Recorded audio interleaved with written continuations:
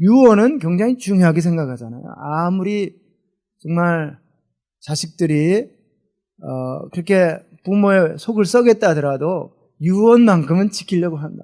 그래서 심지어 그런 이야기까지 있지 않습니까? 청개구리 이야기. 네, 청개구리가 살아생전에 어머니의 말을 그렇게 안 들었다는 거죠. 그래서 어머니가 이쪽으로 가라 하면 청개구리 아들은 꼭 반대쪽으로 갔다는 거죠. 꼭 그렇게 순종하지 않았다는 것입니다. 그래서 어머니가 죽을 때가 다가온 것을 알고 유언을 남겼다는 거 아닙니까? 유언을 남길 때 생각하기를 이 아들이 꼭 내가 하라는 그대로 안 하고 꼭 그 반대로 하니까 내가 유언을 내가 하고 싶은 그 의도대로 하지 않고 그 의도에 반대로 해야 되겠다. 그래서 뭐라고 유언을 했다고 하죠? 내가 죽거든 나를 묻되 꼭 하천가에다 나를 묻어다. 그렇게 유언을 했더니 이 청개구리가 어머니의 유언만큼은 지키고 싶어가지고 지금까지는 어머니가 하라는 대로 그 반대로 정확하게 반대로 살았던 이 청개구리가 어머니 유언만큼 내가 지켜드리자 하고서 어머니의 그 시신을 물가에다 묻어뒀다는 거죠. 그러고 났더니 이제 비만 오면은 이 아들 청개구리가 걱정이 되는 거죠. 엄마가 혹시 엄마의 시신이 물에 떠내려가지 않을까 해서 비만 오려고 하면 이 청개구리가 울었다는, 그래서 지금도 청개구리가 비만 오려고 하면 운다라고 하는 이런 이야기가 생겨날 정도로 이런 이야기가 있지 않습니까? 그렇습니다. 유언은 정말 중요한 거죠. 근데 예수님이 마지막으로 하신 이 유언과도 말씀이 우리 모든 신자들에게 너무 중요하다는 것입니다. 중요한 말씀. 그런데 예수님이 말씀하신 이 말씀이 어떻게 시작이 됩니까? 너희는 가서 모든 족속으로 제자를 삼으라고 말씀하신 것 중에 첫 시작을 그렇게 하고 있습니다. 모든 족속으로 제자를 삼으라. 오늘 말씀은 제자에게 하신 말씀입니다. 그런데 우리가 자칫 생각하면 제자, 예수님 당시에 있었던 12명의 제자, 그 제자에게 하신 말씀이지 그러면 나에게는 상관이 없는 말씀 아닌가? 이렇게 생각하면 정말 큰 오산입니다. 그러면 예수님이 복음서에서 말씀하신 그 모든 말씀들이, 거의 모든 말씀들이 나하고는 상관도 없는 이야기가 되기 때문에 그렇습니다. 그 당시에 제자들에게 한 얘기, 그 당시에 예수님이 만난 사람들에게 한 얘기, 그렇게 논리를 그렇게 가진다면 우리에게는 아무런 의미가 없는 말씀일 수 있다는 것이죠. 그러나 제자라고 얘기할 때 일단 그 당시에는 12명의 제자이지만 제자의 그 의미가 무엇인가? 예수님을 따르는 사람들이 제자 아니겠습니까? 예수님을 나의 구원자로, 내 죄를 위해서 십자가에 내 대신 죽은 나의 구원자요, 또 그분이 하나님이시니 이제 앞으로의 남은 생활 내가 주님을 따라서 살아가는, 주님을 주인으로 모시고 살아가는, 주님을 나의 하나님으로 모시고 살아가는 그런 주님이십니다. 이렇게 고백하는 참신한 고백이죠. 참신한 고백이면서 이것은 믿는 자만이 할 수 있는 고백입니다. 성령으로 거듭난 사람만 할 수 있는 고백이에요.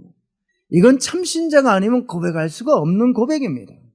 우리가 예수님 당시에 그 당시로 돌아가도 마찬가지입니다. 예수님 당시에 예수님을 십자가 못 박혀 죽게 한 그 사람들이 그 당시에도 정말 편만하게 있었습니다.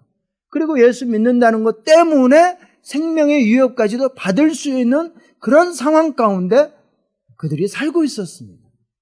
그런 상황 가운데서도 그들이 마음으로, 입으로 예수님이 내 죄를 위해서 죽으신 나의 구원자시고 나의 하나님, 나의 주님이십니다 라고 고백하는 이 고백은요, 자기의 생명을, 위협을 담보로 삼고 할 수밖에 없는 그런 고백입니다. 그러니까 아무나 할 수 없다는 것이죠.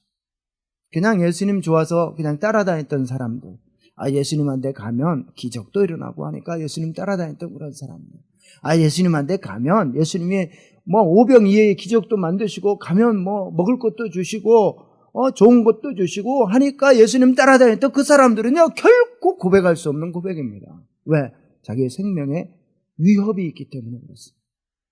그래서 이 고백은 아무나 할 수 없는 고백입니다.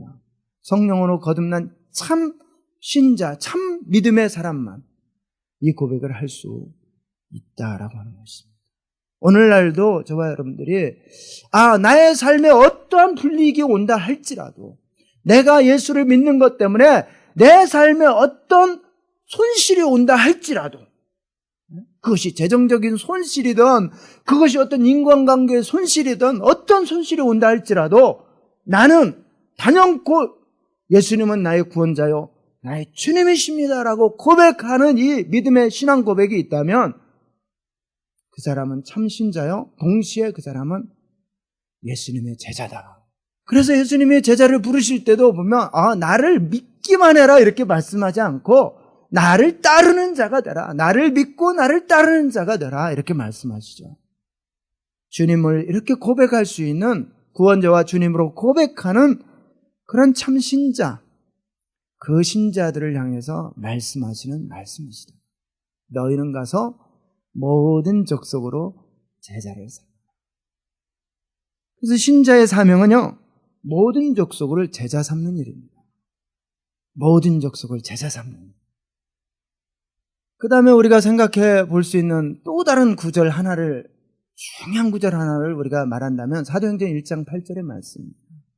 너희는 가서 모든 족속으로 제자를 삼으라 이렇게 말씀하신 예수님이 제자들에게 또 나타나셔서 말씀하시기를 오직 성령이 너에게 임하시면 너희가 권능을 받고 예루살렘과 온 유대와 사마리아와 땅끝까지 이르러 내 증인이 되리라. 이렇게 말씀하십니다. 오직 성령이 너에게 임하시면 증인의 삶을 살게 될 것이다. 여기에서 살게 될 것이다 라고 하는 것은요, 단순히 미래에 이렇게 될 것이다를 의미하는 그런 측면의 그런 의미가 아니라요, 반드시 그렇게 될 것이다 라고 하는 그런 의미를 가지고 있습니다.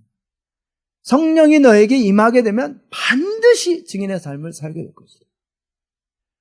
우리가 예수 믿고 거듭난 사람들은요, 성령께서 우리 안에 거하고 계십니다.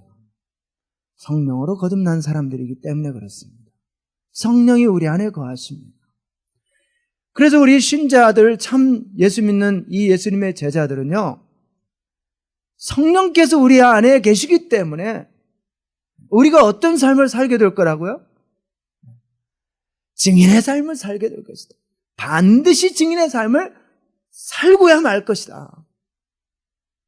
예수님이 이렇게 말씀하셨습니다. 그러면 우리 믿는 모든 사람들에게 성령을 주신 목적이 무엇일까? 우리는 이걸 중요하게 생각해야 됩니다. 아주 중요하게. 왜 하나님께서 우리에게 성령을 주셨는가? 성령께서 하시는 일들이 많이 있습니다. 성령께서는 우리에게 죄를 깨닫게 하십니다. 우리가 죄의 삶을 살고 있을 때 우리 안에 계시는 성령께서 우리에게 너가 지금 잘못된 길로 가고 있다, 죄를 행하고 있다라고 하는 것을 깨닫게 하시는 거죠. 그래서 그 성령의 죄를 깨닫게 하시는 그 일하심으로 인해서 우리가 회개하게 되는 것입니다. 맞습니다. 내가 잘못했습니다. 회개에 이르게 하는 것이죠. 성령께서 하시는 일이죠. 그 다음에 성령께서도 하시는 일 중에 하나님의 말씀을 생각나게 하십니다. 그래서 우리가 말씀을 읽었던 거, 말씀을 암송했던 거, 말씀을 들었던 거, 이런 것들이요, 우리의 삶 가운데 살아가면서 정말 어떤 위험 가운데 처했을 때, 어려움 가운데 있을 때 그 말씀들이 생각나게 하시는 거예요. 그래서 그 말씀을 붙잡게 하는 거죠. 그 말씀 생각나게 하시니까 그 말씀 가지고 위로받고요, 그 말씀 가지고 힘을 얻고요. 우리가 말씀을 읽고 말씀을 암송하고 말씀을 듣고 하는 것은 우리가 해야 될 일이죠. 그 일들을 이렇게 하게 될 때 성령께서는 들었던 그 말씀을 생각나게 해주셔서 우리가 신앙생활 잘 믿음으로 살아갈 수 있도록 우리를 도와주시는 분이십니다.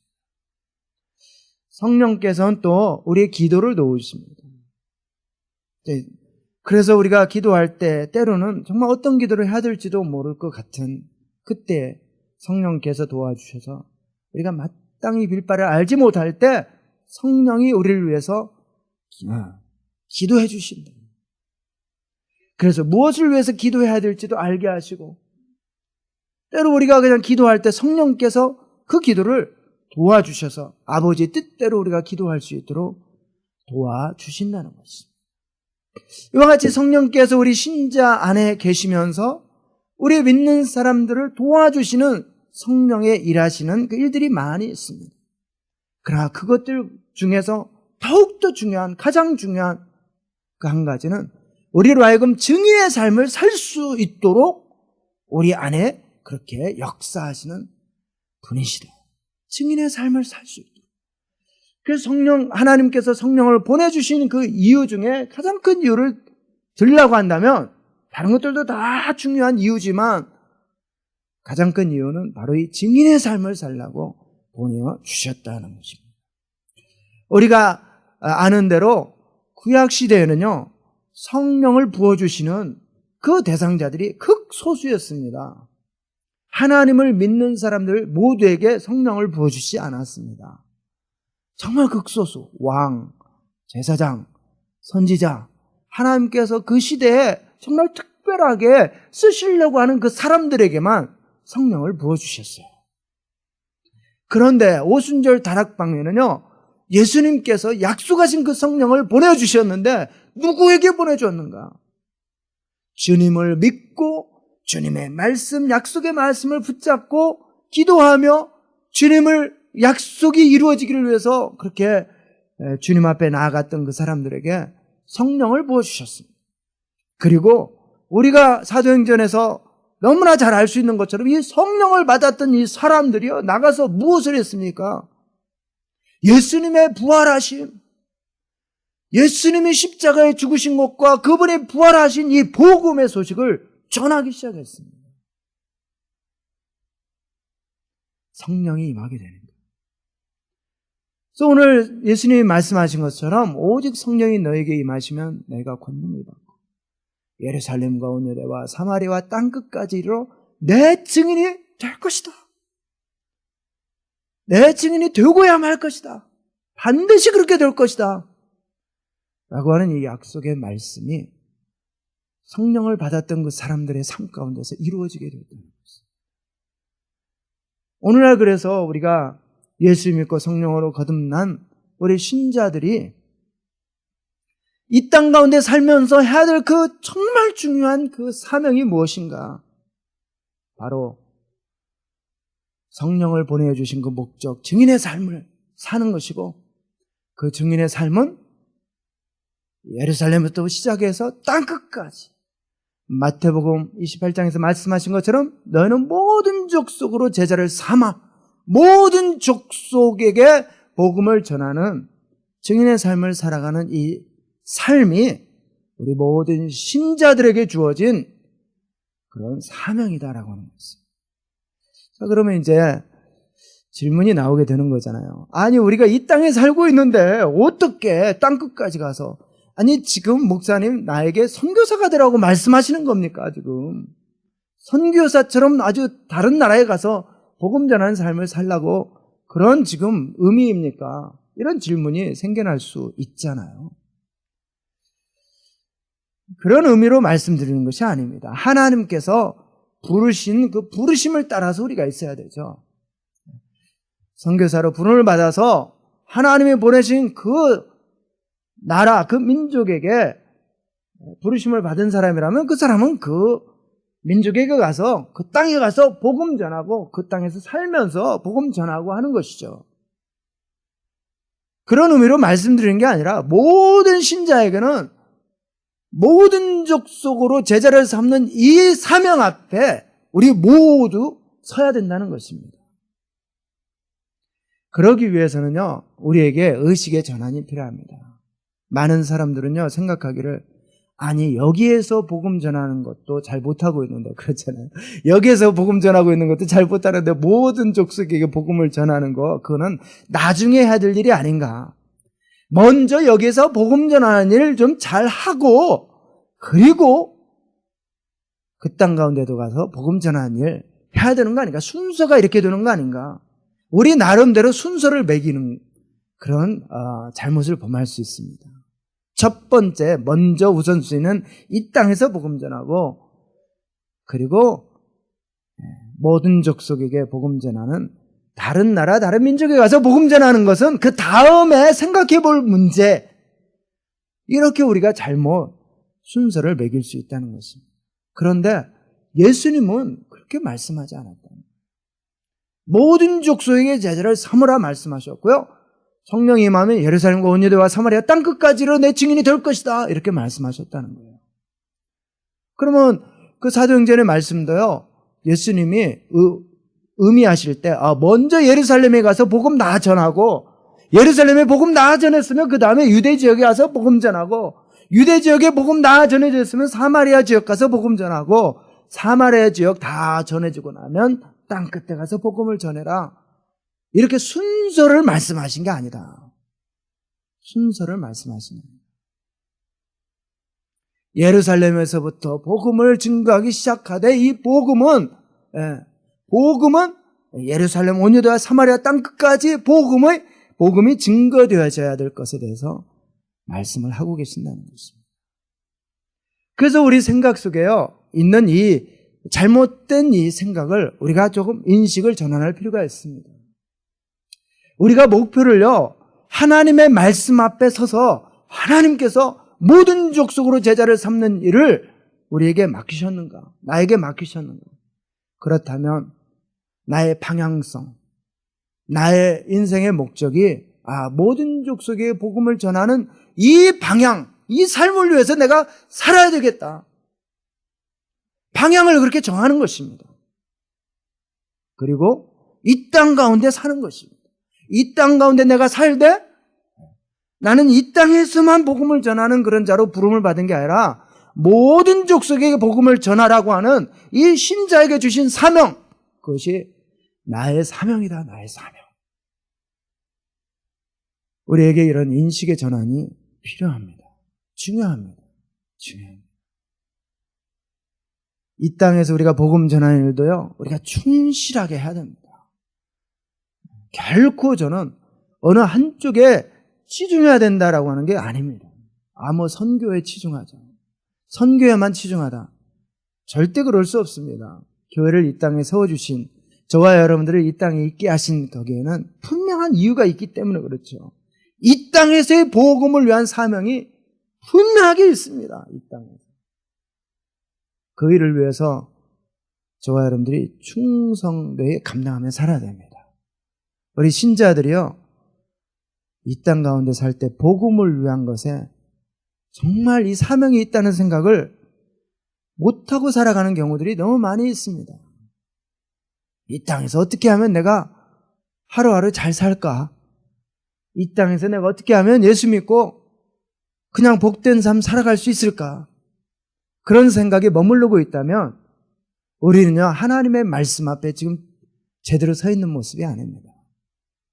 예수님이 말씀하신 이 말씀 앞에 제대로 서서 살아가는 참된 신앙생활을 하고 있는 것이 아닙니다. 예수님은 한 번도요, 이 땅에서 이 땅에서 잘 살고 이 땅에서 잘 되고 이 땅에서 나 믿고 축복받으면서 살아, 이렇게 말씀하신 적이 없습니다. 이것이 내가 너희를 구원해 주신 나의 목적이야. 예수님은 한 번도 그렇게 말씀하신 적이 없습니다. 그런데 우리 신자들이 예수님의 말씀을 오해하는 거죠. 곡해하는 것입니다. 사실 엄밀하게 말하면요, 우리 신자들이요, 예수님이 하신 말씀을요, 자기 편한 대로 이해하는 겁니다. 자기 편한 대로 해석하는 거예요. 자기가 원하는 대로 이걸 해석하고 자기 원하는 대로 예수님 믿고 살아가는 그런 모습입니다. 예수 믿고 나도 어떻게 하면 잘 될 수 있을까? 예수 믿고 어떻게 하면 내 비즈니스가 잘 될 수 있을까? 예수님이 하신 말씀은요, 그런 의미가 전혀 아닌데 내 방식대로, 내가 원하는 대로 그 말씀을 해석하고 그 말씀을 붙잡고 살아가는 것이죠. 예수님은 이 땅에 살아가면서도 정말 예수 믿고 말씀 붙잡고 말씀 따라서 살라고 예수님이 말씀하신 거지, 결코 너의 유익을 위해서 내 말씀을 붙잡으면서 살라고 말씀하신 적이 없습니다. 예수 믿고 거듭난 사람들은 예수 그리스도 안에서 새로운 피조물이다. 새로 거듭난 사람 피조물이다. 하나님 나라의 가치와 하나님의 말씀, 예수님의 말씀을 붙잡고 살아가야 될 그 사람들이 우리 예수 믿는 사람들입니다. 그런데 자꾸만 예수 믿고 새로운 피조물로서 살아가야 될 새로운 가치관과 새로운 이 비전을 가지고 살아야 될 이 사람들이 그렇게 살지 아니하고 예수 믿고 난 다음에도 어떻게 하면 이 세상의 가치관을 가지고 내가 성공하며 살 수 있을까? 이런 생각을 가지고 계속 있다 보니까 하나님의 말씀을 자의적으로 해석한다. 자기가 원하는 대로, 자기의 생각대로 말씀을 해석하고 살아가게 되는 것이죠. 그것이 우리 모든 신자들이 받아야 될 도전입니다. 받아야 될 도전이에요. 어떻게 하면 내가 하나님의 말씀 앞에 바르게 살 수 있을까? 어떻게 하면 내가 하나님 말씀, 그 말씀대로 내가 순종하며 살 수 있을까? 이런 생각을 가지고 살아야 될 사람들이 우리 신자들인데, 오늘날 우리 신자들이요, 저를 포함해서 저도 신자니까 목회자 이전에 신자입니다. 선교사 이전에 신자이고요. 교회 집사, 장로, 모든 이런 직분들이 있지만 그 직분 이전에 우리는 신자입니다. 그래서 그 모든 직분 이전에 우리는 제자인 거예요. 예수님의 제자, 예수님을 따라가야 될 사람들. 그래서 우리 모두는 예수님의 말씀 앞에 먼저 서야 됩니다. 그 말씀대로 내가 살고 있는지, 말씀을 따라 살고 있는지, 주님의 그 부르심 따라 살고 있는지. 신앙생활 하면서 사람들이요, 자꾸만 교회 안에서도 자기 생각을 얘기합니다. 그래가지고 되겠냐고. 선교도 얘기합니다. 뭐 선교는 무슨 선교예요. 지금 여기 교회도 지금 잘 안 되고 있는데. 이런 논리를 가지고. 이게 다 말씀에 근거하고 있는 게 아니라는 것이죠. 만약에 말씀이라면 말씀을 가지고 우리가 서야 됩니다. 예수님께서 어디 이 교회 다 세우고 난 다음에 선교하라고 그랬지, 무슨 선교입니까? 교회도 지금 제대로 서 있지 않는데. 만약에 그 예수님의 말씀이라면, 그게 하나님의 말씀이라면 우리는 그 말씀대로 가야 됩니다. 주님이 그렇게 말씀하셨다면 주님이 말씀하신 대로 가야 됩니다. 선교하기 이전에 교회부터 세워야 됩니다. 그런데 안타깝지만 그건 예수님이 그렇게 말씀하신 적이 없다는 거예요. 성경에 그렇게 기록하신 적이 없다는 것입니다. 그렇다면 무엇입니까? 그거는 당신 생각입니다. 당신 생각. 주님의 생각이 아닙니다. 성경이 말씀하는 말씀이 아닙니다. 당신 생각이고 당신 말이지. 그럼 누구의 말을 따라가야 됩니까? 사람의 말을 따라가야 됩니까? 하나님의 말을 따라가야 됩니까? 하나님의 말씀을 따라가야죠. 하나님의 말씀 앞에 우리는 서야 됩니다. 그래서 저는 말씀 앞에 바로 서려면 이 땅에서도 충성되게 하면서 동시에 모든 족속에게 복음이 증거되는 일을 위해서도 우리가 동시에 충실하고 충성해야 된다. 그것이 우리가 주님의 말씀 앞에 바로 사는 것이다. 이 땅 가운데서 정말 바른 믿음을 가지고 이 땅 가운데서 이 복음을 위해서 살아가는 거, 이거 충성되게 감당하는 거, 이것이 주님의 뜻이에요. 그러면서 동시에 열방이 주님 앞에 돌아오고 모든 족속에게 제자 삼으라라고 하신 이 말씀 앞에 동시에 순종하면서 살아가는 이 삶을 사는 거, 이것이 우리 신자가 해야 될 바른 모습이랍니다.